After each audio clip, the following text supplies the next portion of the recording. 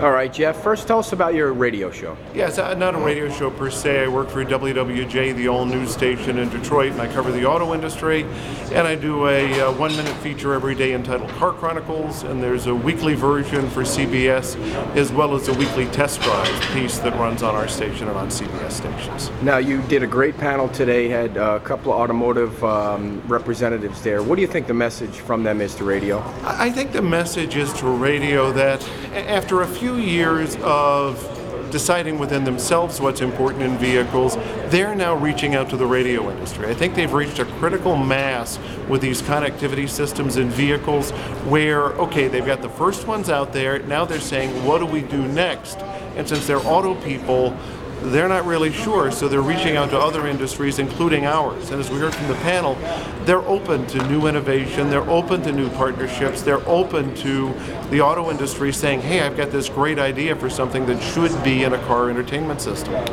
Now, we heard from GM and Toyota that they both love radio, and it's not going away anytime soon. It's great content. So if I'm a radio station manager or owner sitting at home saying, okay, we have great content, we're already in the car, what should I be worried about when everything seems like it's going okay? What should they be concerned about or focusing on when it comes to the connected car? Well, I think first and foremost, what any good radio person focuses on is my content, as great as it was today, is it going to still be relevant tomorrow to a new generation of listeners? So that's something, whether there's new technology or not, that any radio person should be focused on at all times. Then you take that one step further going, okay, I've got this great content, how do I deliver it? Realize the AM signal is the equivalent of a truck for delivering a product. It's just delivering the product.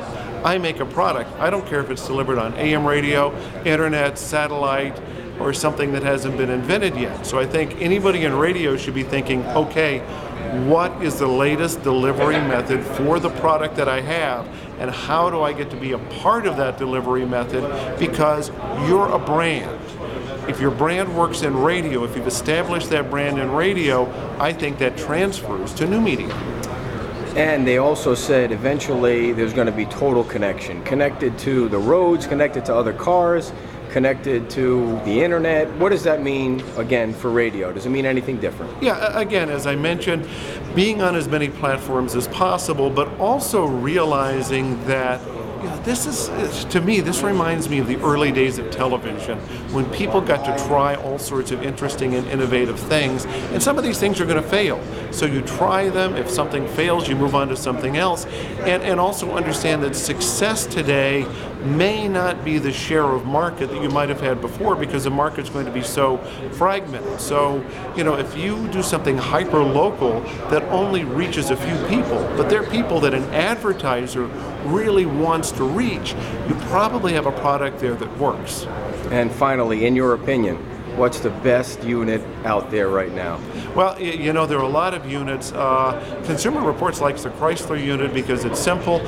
I like some of the units that are on some of the entry-level GM products, the Chevy Sonic and Spark. That's a cool system. Too many of the other systems are a little bit complicated, but the car companies are learning every day.